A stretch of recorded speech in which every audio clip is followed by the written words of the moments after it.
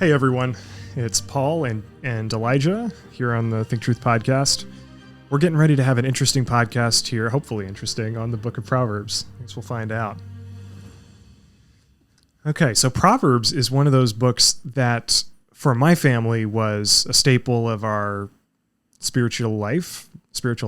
Something my dad focused on a lot. I really appreciate that he did. I think we probably went through the Proverbs like 6 or 7 times, maybe up to 10 times, somewhere around there, in our morning kind of family time together.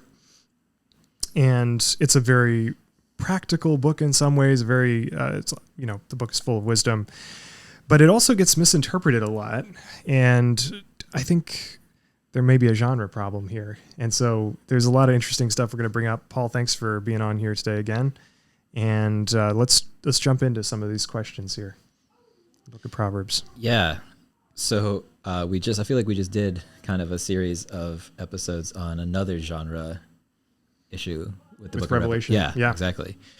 And how to read apocalyptic. Now, Proverbs is very different, and I don't think it gets quite as misunderstood as apocalyptic. But yeah, like you said, there's some things that are, I think, often misunderstood, and this can cause this can actually cause some disillusionment when things don't seem to quite turn out the way one expects. Absolutely, yeah. And I think, again, as I may have said on the Revelation series, is that I think for some reason we tend to read everything in the Bible like a Pauline epistle. Mm-hmm. And this happens with Revelation to disastrous effect. But this also sort of happens to Proverbs as well in some ways. We read it maybe like a Pauline epistle or like the prophet Isaiah or something like that. So one of the popular concepts in our circles is to compare the Anabaptist framework of treating, and other groups too, but I think we especially think of that as being our thing, treating the Old Testament and the New Testament as very different and kind of the teachings of Jesus as being important. And we juxtapose that with what we call like the flat Bible approach, right? Mm-hmm. Where like there's not enough distinction between the Old and New Testaments and stuff.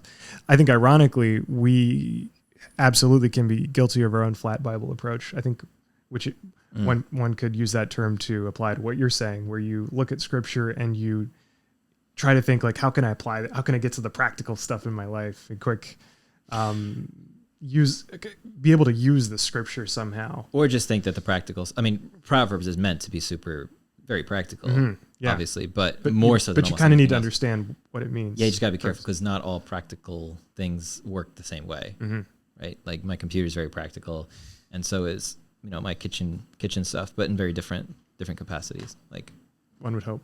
Yeah, it's generally yeah. So a few, I guess we'll go through a few key things about understanding Proverbs, reading Proverbs better, and maybe avoiding some of the potential pitfalls that we've seen. We'll talk about one or two examples in which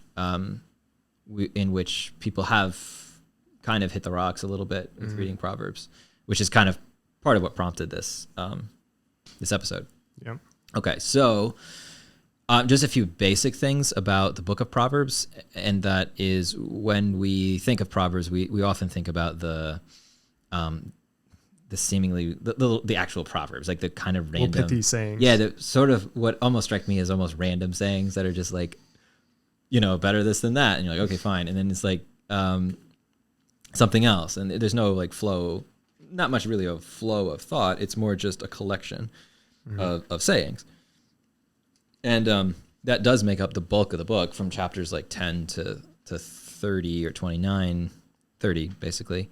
But Proverbs opens with this long prologue with a series of speeches from this father to this son. And in these speeches, he kind of sets the stage for the framework for all these pithy sayings that are coming next. Okay, yeah. Interesting. So one of the things he talks about is what is wisdom, right? One of the things we should talk about maybe. I'm not sure what we tend to think of. I don't know. What do you think is the common? Well, remember what Bill Gothard used to say about wisdom? It's like God's looking at the world God's way or something like that. Sort of. Which is kind of right, actually. in some ways. I mean, but it's also can be a skill or applied knowledge. Like it's talked in Exodus, people who have wisdom are like the craftsmen and that sort of thing. Or those people who are have this skill in making beautiful things or whatever. So it's skill for living, practical living. There's maybe more of like a spiritualized approach to Proverbs sometimes that tries to take everything and make it like New Testament applicable. And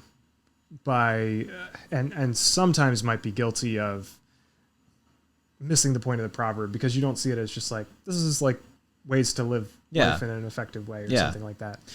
Yeah. So wisdom is living a skillful, well-adjusted life from God's perspective, practically whatever. And the book of wisdom is, I sometimes like to think of it as like the Israelite children's version of Deuteronomy, right? It's like the children's Bible, where you're taking a lot of the ideas of what does it mean to fear the Lord and to walk in righteousness or whatever, and sort of putting it in a just kind of bite-sized moral guidance. It's a book of moral guidance. It's not a book of like telling you what's going to happen all the time, as we'll talk about later.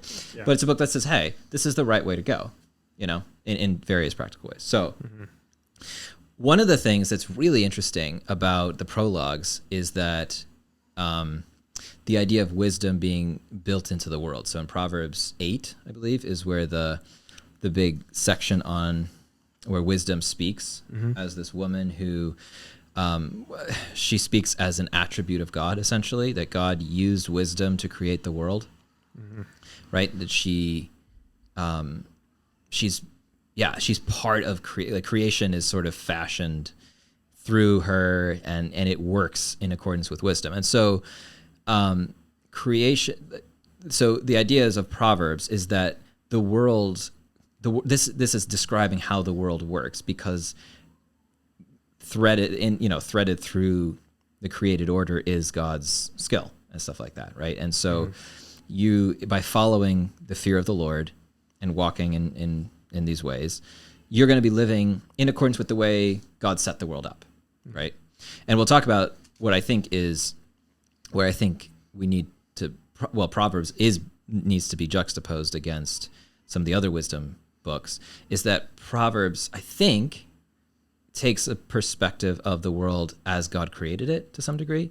Like the world, it works this way because God created the world with wisdom.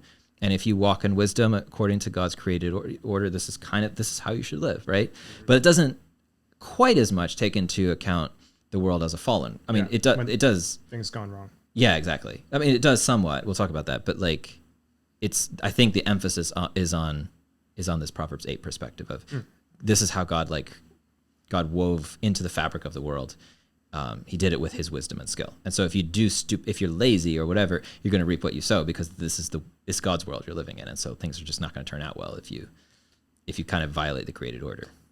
Is this book set up in any way to kind of flow with like the Pentateuch and like the way Deuteronomy is set up, or the way the first 5 books as a whole of kind of talking about creation and things like that? I don't know. I don't think so. Well, the thing with wisdom literature is that it's generally less tied to Israel's covenant salvation history. Okay. Yeah. And so people often talk about it as being more connected to creation categories than say covenantal categories. With Israel and it's not really telling you the story. But now, this is like kind of a side topic. But wisdom literature in Second Temple Judaism goes 2 different ways to some degree. Some take this kind of Proverbs approach and identify wisdom more explicitly with the Torah.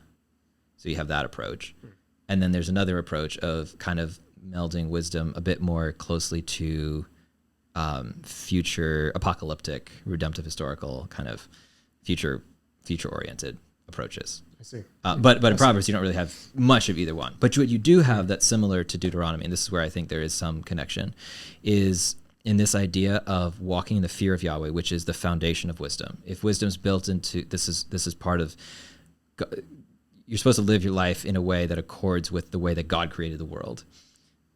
The way to start that path is to fear Yahweh, right? Mm-hmm. And this two ways idea that's very, very wisdom literature is there's two ways to live. That's very like, I set before you life and death. Exactly. Right. And so in a way, this Proverbs is somewhat of an individualized two ways to Israel's corporate blessings and curses, right? Oh, yeah. Yeah, that's interesting. That makes sense. Which is another reason why it's helpful. It's something that's geared for young people, right? Like if you see a little two ways in your life, right? This is this is part of how you're supposed to try to keep Israel as a whole on track by raising kids up to choose the right little path in their life of the two ways. I think maybe we'll get into this later, but I think it would be really interesting to also talk about how some people see the book of Proverbs as irrelevant because we're living in the new covenant. This was Old Testament stuff, and which maybe is tied into viewing Proverbs as absolute. And you're like, well, certain of these absolute wordings of the Proverbs just doesn't work really well doesn't seem to fit very well with where we're living in the new covenant. And so there's the tendency then to just say, well, Proverbs isn't really relevant to us. Like if you're a Christian, you got the Spirit, things are all different now. There's not, it's not the same thing as the son of Solomon reading this and needing to find life and stuff. So maybe we'll get to that later, or maybe now's a good time. Let me just say now, like I think for multiple reasons. One, if all Scripture is profitable, then we've got to figure out how Proverbs is profitable. It's got to be profitable somehow. And I think that given that it is more creational than explicitly tied, it's not explicitly tied to the Old Covenant, even as much as like the Torah is. So one would actually expect there to be, in some ways, more of a connection than some of the stuff in direct connection to some of the stuff in Leviticus, which is, I think, part of why Christians it's part of why your family found it helpful, right? Because it does seem there's a lot of things that do work for instruction. So, okay, so the prologue sets up some of the big ideas, the perspective that you're supposed to take to the rest of the Proverbs, and then as we'll put up a link to this, but I think Bible Project does a good job in their overview of the book. And then basically the pithy sayings, the rest of the book, are basically looking at practical areas of life from that perspective of the fear of the Lord and of the two ways of creation as part of how God made wisdom as how part of the fabric of the world. So that's I think often if we just go to the sentence sayings without that background, I think that background is important, right? And clearly supposed to be there to introduce how to understand perhaps it's an invitation to a way of life. It's not just like do this and this will work. It's more like no, if you want to be a certain type of person, these are the types of things that you should kind of keep in mind. One more thing before we go on to this second section. N.T. Wright talks about the sharp distinctions throughout Scripture between like the righteous and the wicked, where the righteous are not, even in the Old Covenant, not just people who tend to do good things, but the righteous are God's people, right?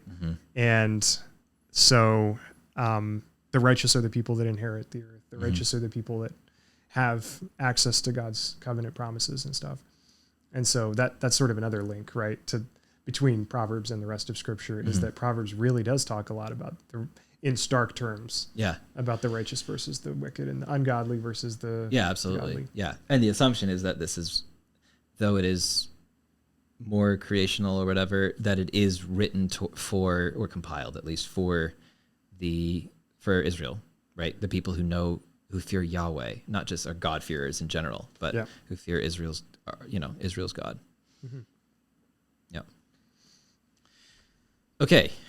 So if we move to like the other part, the bulk of the letter, the book, this is maybe where there are some things that I think we need to think in terms of genre problems. So there's this famous proverb in chapter 26, where it's a famous one that says like, don't answer a fool according to his folly, lest you become like him. But answer a fool according to his folly, lest he be wise in his own understanding or his own conceit. I think that's still in there from the King James or something. Yeah. And what's funny is that people throughout the history of interpretation, at least from probably the first century, people have puzzled over this, and there were some rabbis even who felt that troubled by this because it seemed like a contradiction. And they're like, oh my goodness, like how could this be a contradiction, in the Bible, right? Which is, to me is a bit of a at face value, though. I mean, it's not just it seems like a contradiction. Like it literally, like the words are a contradiction, right? Answer a fool, don't answer a fool. So maybe, but actually, I don't. I mean, it's so obviously meant to. It's so obviously implied that two different senses are going on that it seems hard. Like there are plenty of other passages in the Bible that are harder to understand and closer to being a problem than this one. Yeah. But I think I bring this example up to say that I think this is an example of a genre mistake, right? Forgetting that this is a Proverbs. And so Proverbs wisdom literature is a genre. It's a way of writing just as much as a letter or a historical narrative or poetry or any number of other things that has its own rules and expectations and assumptions. And one of those rules is that there's going to be things that maybe seem like contradictions, but are put together. They're riddles, basically, right? And so they have to be understood as kind of puzzles, as things that are valid if they're understood rightly, as sayings that are also not universally valid or true. They're, as Tremper Longman, an Old Testament scholar, talks about, he says their validity of the proverb, of individual proverbs, depends on the right time and the right circumstance, and that's part of the key to reading Proverbs, is to understand when and where and how different proverbs are supposed to be chosen and used, right? So yeah, wisdom, the genre of wisdom isn't law or prophecy. I think that's kind of where maybe some of our kind of famous example coming up, but where we want to treat it one or the other, right? This is law that with punishments associated with it or something, or it's like prophecy that like, if I follow this, then God will do this for me, right? In sort of absolute sense. But as again, put a link to Bible Project video here, but they talk about how really what wisdom genre literature is they say the accumulated insight of God's people through generations. So this is a different way of God speaking. It's a good way of God speaking through people's experiences and recognition of patterns and stuff like that God has woven into the created order. Probabilities is an interesting way of saying that. Yeah. But you think about, both of those ideas. One being like, this is going to mean something at a specific time and place, like you mentioned in the long quote. And also that this is going to be talking about the way things, more like this is the way things are. Not that there aren't exceptions, but this is the way things generally tend to be. Yeah. Right. That's really good. And so that's just the nature of wisdom literature. It's not where you shouldn't feel bad or be puzzled if something doesn't turn out the way a proverb indicates it will, because it's not the guy who wrote Proverbs is stupid and wasn't aware of that. It's still true that's a general, all else being equal, if you are lazy, stuff, you're just not going to become rich, right? And you can say, well, there might be a lazy person who wins the lottery, right? Yeah. Well, it doesn't violate that proverb. It's just, okay, fine. That's a counterexample. But again, the point of Proverbs is for moral exhortation and a moral invitation to a young person. And a young person still shouldn't say, well, because you can be lazy and win the lottery, I should try that route. Yeah, no, they still should follow that proverb and live their life in accordance with that pattern. Yeah, or on the other hand, one of the ones that we used to talk about a lot when we were reading through Proverbs as a family was wealth gotten by vanity quickly dissipates or something. I don't remember the exact words, but something like that. And so we would talk about the lottery, right? Right. Because it is true, generally speaking, when somebody wins the lottery, a lot of it goes back into the lottery. Right. Or just gets wasted any number of other ways. Yeah. Because that person is not a person who's been shaped by proverbs like wisdom. And so they're not they came upon it by chance. They don't have the skill to know how to like wisely deal with money. And so they're just going to be stupid with it. And that's kind of the point.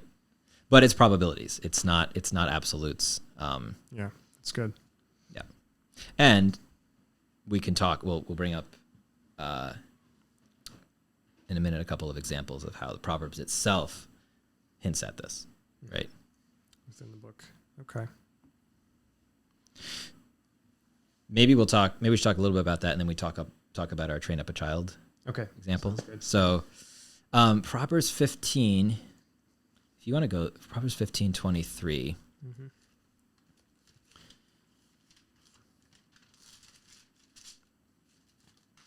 15:23. Yeah. I'll read that. To make an apt answer is a joy to a man, and a word in season how good it is. And then 26, verse 7 and 9. 26, 7 to 9. I think it's 7 and 9. But yeah. Like a lame man's legs, which hang useless, is a proverb in the mouth of fools. Like a thorn that goes up into the hand of a drunkard is a proverb in the mouth of fools. So yeah, that's great imagery. But part of what it's saying is that you have to actually be a wise person to use to know how to use Proverbs. Yeah. You can't just like expect to read it and know how to use it. Right? There's a right way, there's a wise way, and there's a dumb way to use individual proverbs. Ah, that's fascinating. Right? Which is really interesting. Longman kind of pointed that out. Which implies that you actually have to know which ones are applicable to which circumstances. Right? And not just expect that all of them are equally sort of valid all the time. Longman gives the examples of kind of from his grandma about how he says, on Thanksgiving, as she prepared the turkey, she would say to my mother and my aunt, "Too many cooks spoil the broth," right? So that's one proverb, meaning kind of don't crowd the kitchen because someone's going to make a mistake, right? But then after the meal, he said, when we were all feeling sleepy and hardly able to move because of our full bellies, she would look at us and say, "Many hands make light work," right? So this is kind of an opposite proverb, right? But that expressed the fact that, hey, we got to clean up, let's all help. Yeah. When it would have been a mistake to kind of reverse those. But they actually give an opposite.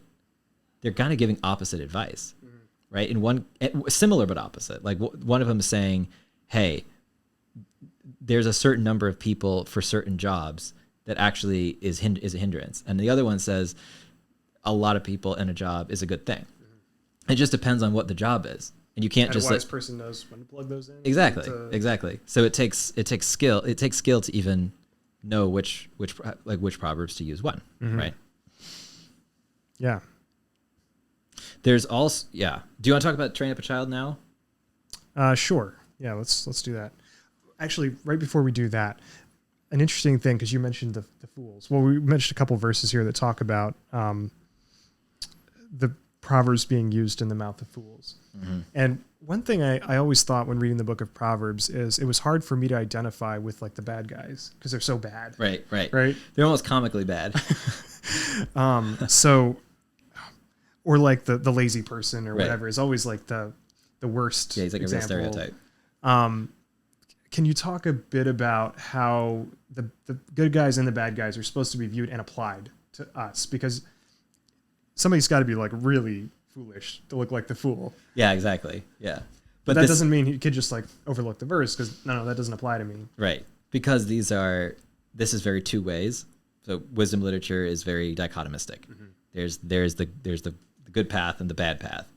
And its characters are kind of stereotypes in a way of the wrong choices, the choice of the wrong path taken to its like extreme end, basically.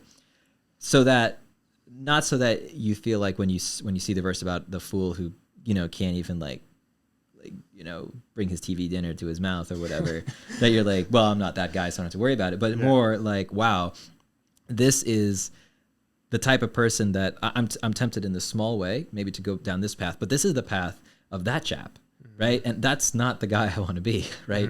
And so it's sort of like stark visual imagery that helps drive a point home, right? That you don't want to go in that direction. No, right? because that's kind of this is sort of a really bad possible end result. Kind of. This is the type. Again, it's about casting a vision, I think, of like of a path and where that destination is going to be. And it's like, do you want to be like that guy? Because if you go down this path, that might be the way where you end up. So think backwards, way back, and then what choices should I make now? That will definitely keep me from ending up like that guy. Yeah, that's a good way to look at those. They're sort of caricatures. They're sort of caricatures, right? Yeah. Yeah. It's not even a set of promises that if you do X, you're going to wind up like that guy, but more like don't just make choices based on what you think you want to do at the moment. Think far ahead and think about what type of person this might make you if you go down this path now. Yeah. And Proverbs throughout the book, if you study it and if you love it, you'll notice that the words ways and paths and that those metaphors of walking and a distance that leads you in a certain direction. Oh yeah, that's used so much. Throughout the book. That's very wisdom. Yeah, it's something my dad used to always talk about a lot. One of the powerful things that I think I kind of took home from the Proverbs studies is how much it is about what you do in the present, but the value of the things that you do in the present are the direction that those present choices are taking you, not so much as the exact thing you're doing. So something might look small and irrelevant, but a lot of small and irrelevant changes that are either good or bad add up. They add up, yeah. And this is something still very New Testament applicable. Paul talks about sowing and reaping. Yeah. And if you walk a certain way, you will reap eternal life. And if you don't, you're going to reap death. So there's, this two ways approach is still very much a valid, necessary part of life. Good, but let's talk about train up a child. Yeah. So the verses, I forget the reference right now, but me too, actually. But I know it well enough that I don't need it right. And there's no context, so it doesn't really matter. Train up a child in the way he should go, and when he's old, he will not depart. Right. So it's treated often as, especially in the church, the setting where I grew up in and you grew up in. Right. It's tended to be treated as a promise that could be cashed in, like a check, right? Like a prophecy almost. Yeah. So, but with this way of looking at Proverbs, how does that shape the way you look at this verse? Yeah, and there's other passages like that too. Like if you punish your child the with rod the rod, of correction will drive the foolishness out of him. Or if you beat him with the rod, you will deliver his soul from. Oh yeah. Which is, and then you have this really poor translation choice. In the King James, it says "deliver his soul from hell," right? Which is terrifying sounding, right? But of course, it means the grave or something like that. Definitely. So it's not. We're not talking salvific necessarily, but you're talking about maybe preventing an untimely and stupid death or something like that. But yeah, so okay, so then what is this proverb is, well, proverbs are not promises, right? They're just not. That's not the. So that's a good starting point. That's a good starting point. Now, I think an objection can be, maybe proverbs in everyday life aren't, like too many cooks spoil the broth or many hands make light work, but those aren't in the Bible, right? And so what happens when a proverb is, we believe, inspired by God? Doesn't that change the dynamic of it? And it sounds like it is it sounds like it's a promise formula, right? Outside of the book of Proverbs, if you just told someone, do this and this will happen, right? It sounds like more or less you're saying, you can cash in on this. This is in fact what's going to happen, right? Which makes it important that we talk about genre. Exactly. So I think there's two things going on. One, I think it's really important to say that God speaks throughout Scripture, but he does so in different ways, right? And just because God is speaking, or this is an inspired text, doesn't mean that it always has to mean the same, that has to mean the same type of thing. God can speak in Proverbs just as well as he can speak in apocalyptic literature or anything else. And we have to understand God's speech in accordance with his genre. So because it's wisdom, it's a proverb, it's talking about, again, the way you should live and the general expectation of how that's going to turn out.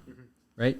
And often it's certainly true that if you, kids who grow up in good homes where their parents train them, teach them the right way, life's gonna go much better for them.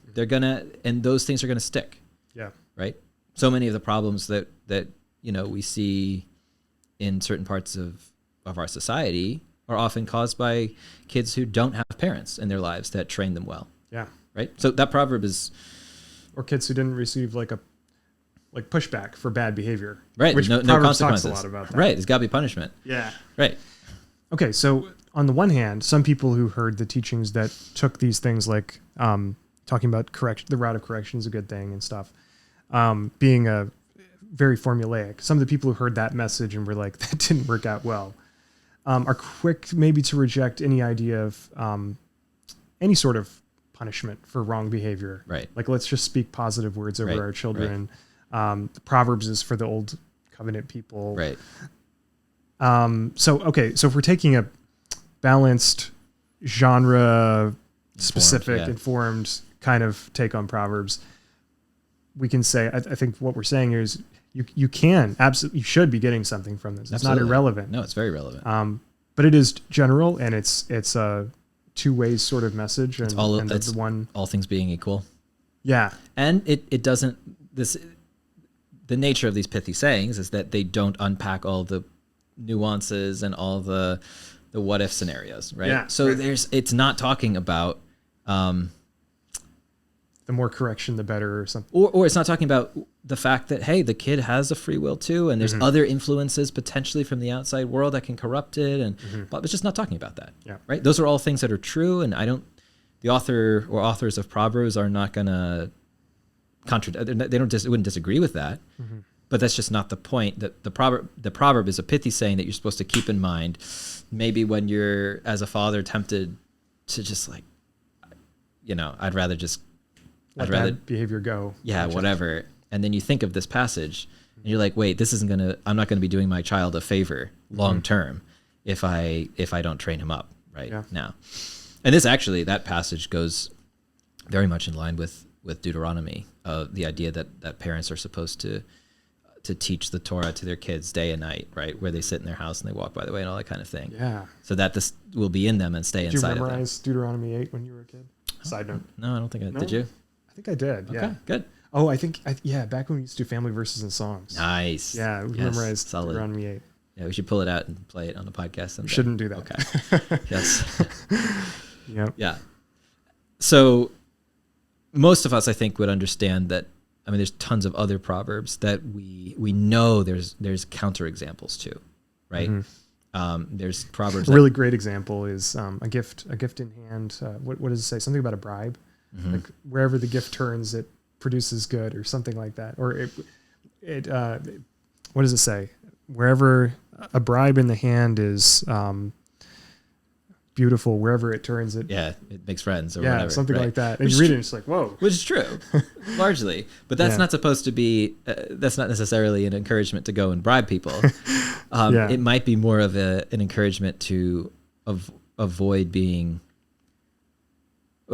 To think twice, to realize, wait, that those types of ways of living, of being in the world, it's successful, but it's just as successful for that guy, like against this guy, is this guy, right? It's not going to. It's pretty unstable. Yeah. Right. If you can bribe him, he can be outbribed by somebody else, right?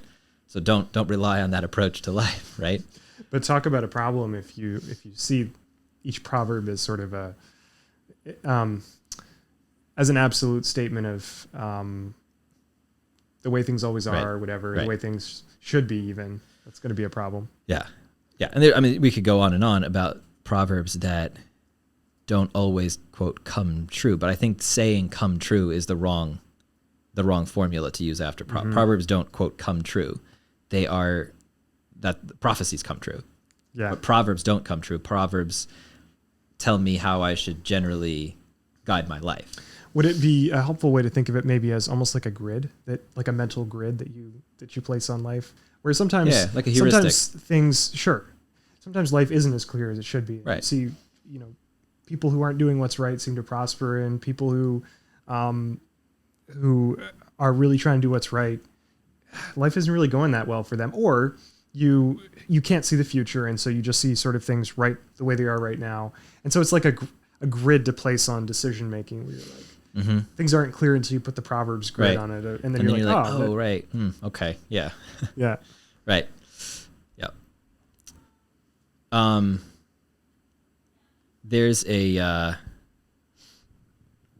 so I think one of the real dangers of taking sort of those, especially those child training proverbs as though they were promises, is well, twofold. I think one, it can put a crushing burden on the parents to feel that if something goes wrong, it has to mean that they parented wrong, right? It's like maybe a reverse grid or something, like where you look back from decision making and you say, well, if I do this, then, or since I did this will in fact always happen, rather than saying it's, though the sort of people that make these sorts of decisions tend to have this sort of result. Right. Exactly. And so then if a kid goes wayward or whatever, that has to mean that I parented wrong, which is terrible. It is terrible. Right. And it's just false. Right. Because there's, that's not what Proverbs is saying. The world is far more complicated than that. For that to be true, your child would have to sort of be a robot without free will. Yeah. Right. Well, what's fascinating is how much it talks to young people as well. Right. And seems to indicate very strongly that young people do have like options to really choose, in spite of their parents' parenting, to choose something. They could choose the wrong path. Right. And then the other part of the danger is that it can create indirectly sort of a crushing burden on kids.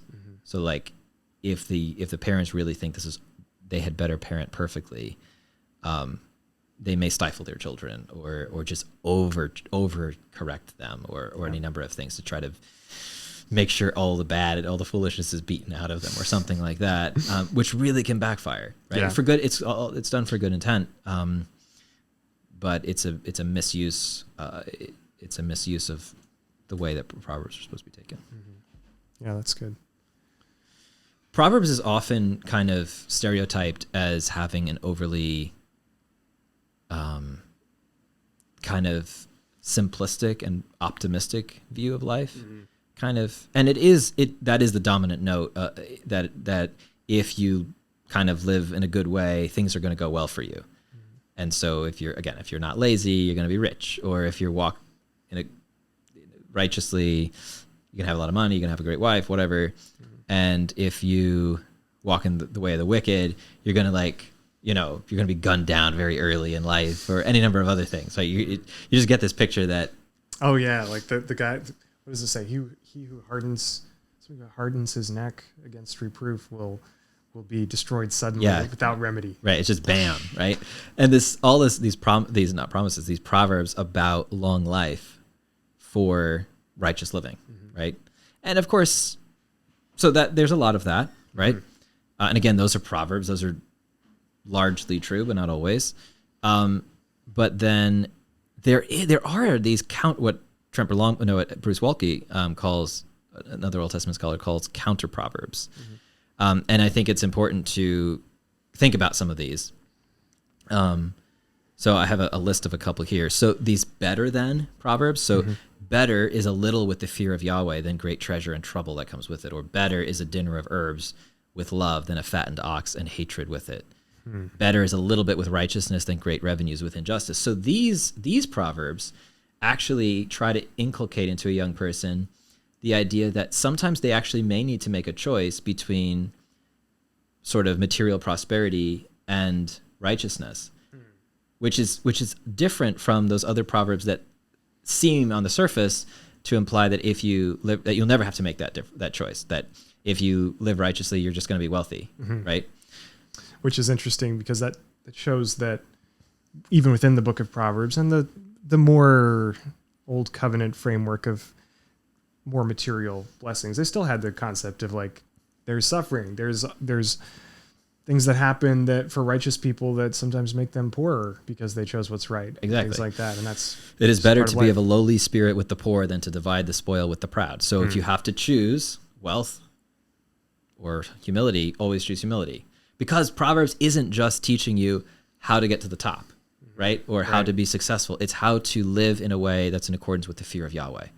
And while because the world is God's world that's fashioned with wisdom, it's true that living righteously often has good material consequences. But because the world is a broken place, that's not what you're supposed to go after. You're supposed to go after the fear of Yahweh, and sometimes walking in wisdom means actually choosing against those material benefits because there's other things that are more important. Yeah. So that's in Proverbs itself.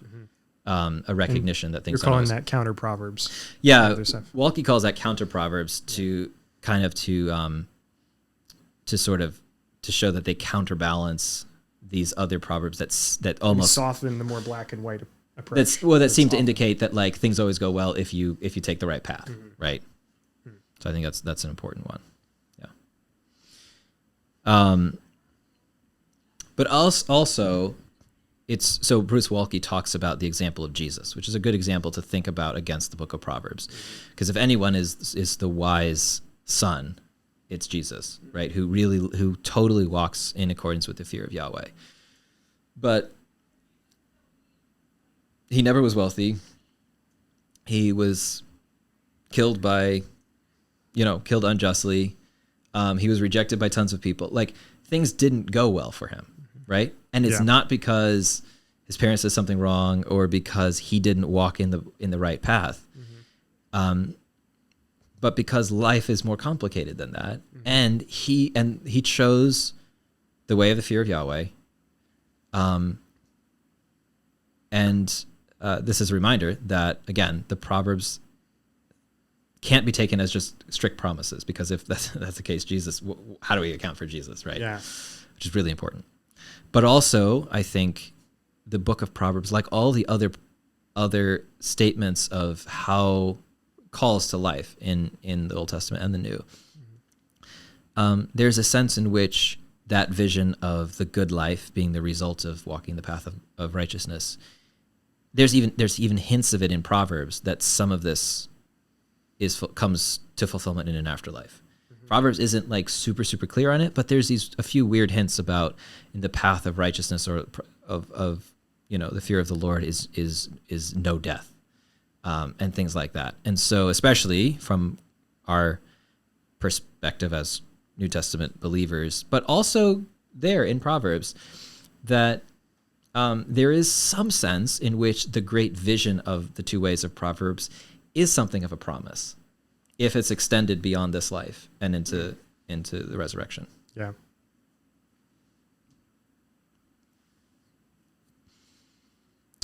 So we need to read Proverbs as we've been saying. We need to view it in light of its own counterexamples, and in light of its own genre. Light of its genre, in light of the rest of Revelation, the rest of the scriptural revelation, and how things are viewed, especially Jesus, and how Jesus, the example of Jesus in juxtaposition with some of the black and white promises and, black and white proverbs, rather, that tend to surface in the book of Proverbs. But also, we have to read Proverbs in tandem with the other wisdom books. Yeah. Right? And that's so important. Okay, so other wisdom books. Maybe people aren't familiar if they more than especially one. Ecclesiastes and Job. Right? So Ecclesiastes and Job are so different from Proverbs. And in some ways you need all three of them to have a more full-orbed perspective on living wisely. So the wisdom genre, not genre, the wisdom kind of tradition or collection genre. Or whatever is Job, Psalms. It's in that order in the book, the way we have it Job, in our Bibles. Proverbs, and Ecclesiastes. Yeah. And so while Proverbs, I think, emphasizes the creational order and this vision of how a young person should guide his life according to the two ways, Ecclesiastes kind of brings in this perspective that I think is really really kind of emphasizes the fact of the fall, the perspective of the fall. That life, sure. God made the world with wisdom, and you gotta, there's these two ways to walk, all that stuff. But life, as it is now, tends to be pretty unfair and pretty random, right? And so he's like, hey, I mean, fine. So like, sure, somebody might live really well and save up money and everything goes well, but then the money goes to some fool, right? And it's like the whole thing's a waste. Ecclesiastes. Yeah, it's very Ecclesiastes. It's like, the whole thing's a waste, right? Or stuff is just random. Like you just don't know what's going to happen next, and you might plan really well or live really well, and then I don't know, there's like a war and just something happens and you're just out of luck. And then this other guy who's at the top in charge is doing really well even though he doesn't deserve it, right? Very much a perspective from a take from the perspective of, hey, life is not simple, and things just happen that shouldn't happen. That if the world were in a way that in the way that it should be, this kind of thing wouldn't happen. But it does, because we die. Ecclesiastes is big on that, right? You just, whatever, you just die, and then who knows? Like you're just dead. You and the animals kind of just there's that great verse where it's like, and maybe like who knows whether the souls of man are actually like a higher plane than beasts. Yeah, I mean, maybe something happens to you after you die, but like as far as we can tell, you both just sort of you just die and you get buried, right? Yeah. And I think he might be, the author of Ecclesiastes is probably being a bit like really biting and sarcastic. This isn't necessarily the entire take of even the author of Ecclesiastes, but it is an important perspective, right? To merge with Proverbs, to recognize that, yes, I should still, and the conclusion of the book is, well, fear Yahweh, keep his commands. This is the right way to live. And don't worry. Recognize that life is crazy in some ways. Life is random. Stuff happens outside of our control. Enjoy what God has given you in the moment. And like have a more mature perspective, right? Yeah. On that. And we could talk, we don't want to talk about Ecclesiastes, but that's part of the wisdom tradition in the Bible as well. Yeah. That's a good thing to bring in. And then you have Job, right? And Job, the interesting thing about Job, and this is where I think we have a misreading of Proverbs basically turns people into Job's friends, right? Right. And this is where you're reading Proverbs wrong if you sound like one of Job's friends, right? Because Job's friends, obviously, if you have something going wrong. Well, he had everything going wrong, right?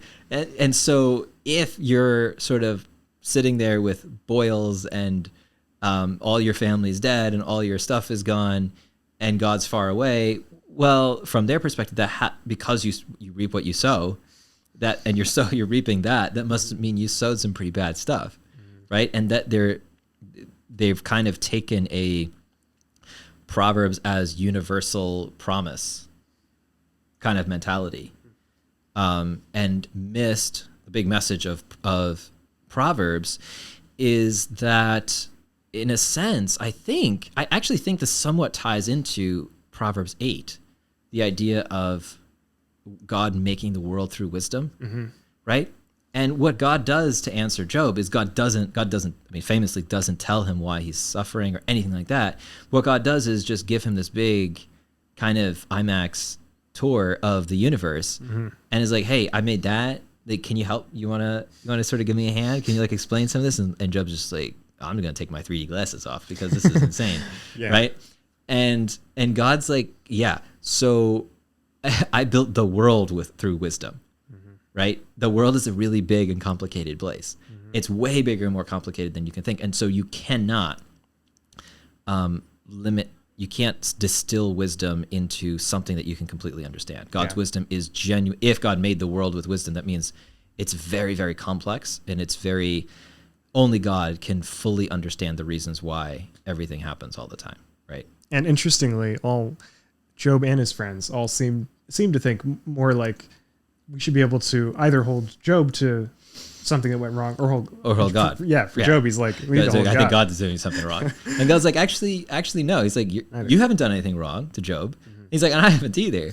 Like, but I understand. God's like, I actually understand everything. And so just trust that I actually kind of know what I'm doing. And that's just a hugely important perspective Yeah. to have. That Proverbs tells us, sets out a vision of how people, especially younger people as they're being raised, should set out to live. But it doesn't say that these are not formulas that you can always use to sort of diagnose why something's going wrong for somebody, or just to be angry when things don't turn out the way you had hoped. It's still the right way to walk, right? That's great. So that's probably a good place to wrap it up. with Job, yeah, excellent. Don't use the book of Proverbs as a diagnostics tool to try to figure out why bad things happen to other good people, or for yourself for that matter. And also don't use it as as we've been saying throughout this, don't use it as an absolute rule or promise, because that's not how God intended to communicate that. Right. He was communicating through Proverbs, not in this, in the book of Proverbs, not through a different genre. Right. So, but do recognize that if you follow the path of wisdom, as Jesus said himself, the meek will inherit the earth. yeah. So do go back to Proverbs and learn to appreciate it, delight in God through seeing those really black and white pictures of the best and the worst of those who follow God and those who don't, and the righteous and the ungodly. Yeah, And I had to think a good deal about Proverbs when I was working on my dissertation on 2 Peter, because of the two ways tradition stream that it's so important for his letter. Yeah. And how he links, along with other Jews of his time, link together this two ways Proverbs type tradition with the Deuteronomy two ways. And those two ways sort of turn into this, for Peter, this eschatological two ways. The way of sort of wisdom or folly turns into the way that leads to new creation or to final judgment. Yeah. Right. And I think that's a good, that's the ultimate perspective. Yeah. I think. So.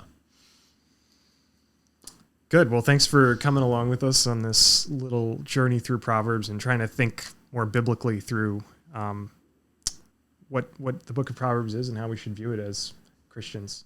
Thanks, Paul, for being here and giving some good thoughts there. Thank you, listeners. We appreciate you, and hope to see you next time.